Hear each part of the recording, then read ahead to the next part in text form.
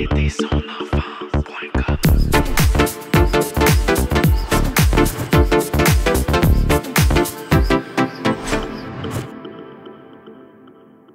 Thank you for watching, everyone. This podcast is a co-production between Aidersonenfant.com and la Fondation Jeunes Tête. I am with psychoeducator Mirna Antoun, and we are talking about violence in a relationship and the difference between conflict and violence. Mirna, what can you tell us about that?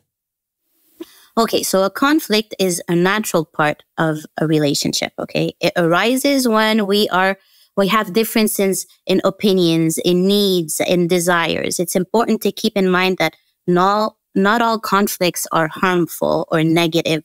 In fact, healthy conflicts can lead to growth, to understanding, to strengthening the relationship. What we see in a conflict are differences of opinions. There's a lot of emotions, sadness, frustration, anger, okay? But a healthy conflict is focused on finding a solution, on resolving the issue at hand, okay?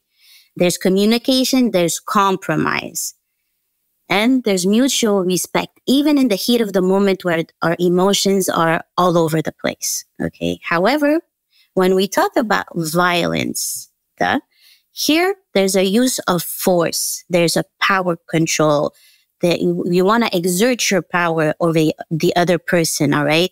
It's an abusive behavior and it's not acceptable, not justifiable. There's an intentional harm. There's a power imbalance. There's unequal power dynamics with one person exerting control over the other one. There's lack of consent. Violence involves actions that disregard the other person's consent, boundaries, autonomy. There's often an escalation of harm, okay? It's crucial to help our teens distinguish between violence and conflicts. We want to equip our teens to deal with conflict and to be able to resolve conflict, but we never want to equip our teen to deal with violence. We want them to be able to differentiate between the two. Sometimes we provide tools for managing violence. We don't want anybody to be good at managing violence. No way. No, we want them to be able to see it so that they can leave that situation. They can protect themselves and leave. Okay? With conflict, we want them to manage and resolve them. We don't want to interfere. With violence, we do interfere. The answer is always no to violence. Do you have a few tools for us to get to the resolution of a conflict? Because we need to be able to listen to the other person.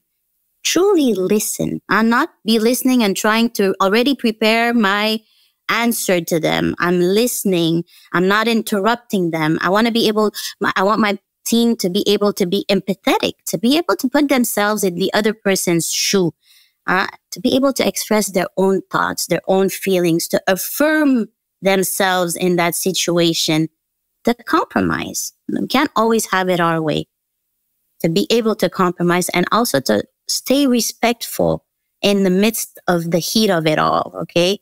Let's go into violence, Mirna. Let's say that I see my child, I see the relationship, I see there's something there, there's a scent of violence. What should I be doing? Because you said we needed to intervene. Yes. So in various types of violence, and I just need to say it's uncommon for the aggressor to resort to physical violence to gain control over the other person. Physical aggression is seen as the ultimate measure, all right? Instead, they may don't resort need to go there. No, and they often don't go there. It's rare that they go there. They may resort to tactics as belittling, isolating the other one. And afterwards, they present themselves as their saviors. They're the only one who understands them. And this is enough to maintain them in that cycle of power without escalating and resorting to violence. So if you come to realize that your teen is in a violent relationship, it is essential to prioritize their safety and well-being. And as hard as it is, it's important to stay calm.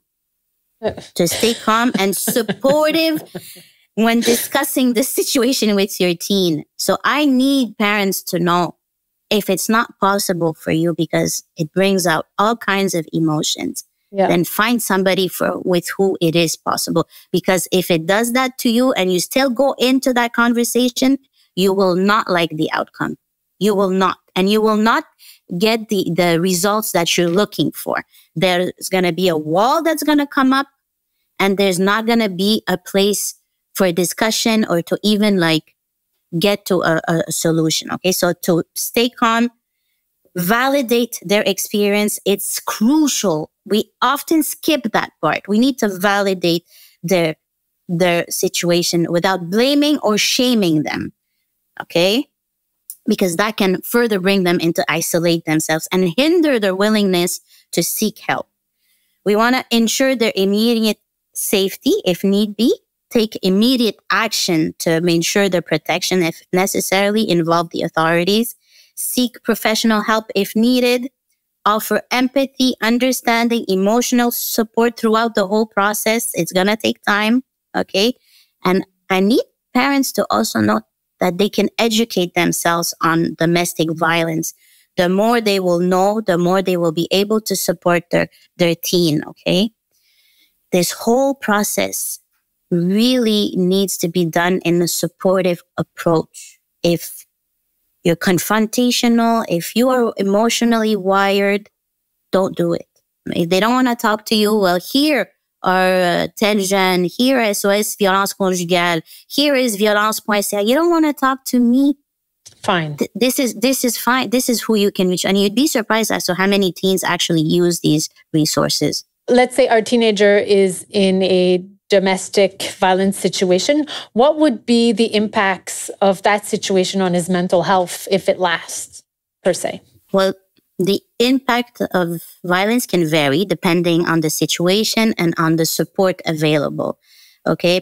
It doesn't necessarily mean that they will be permanently affected. It's possible for someone to grow and learn from these experiences and eventually get clarity on what constitutes a healthy relationship.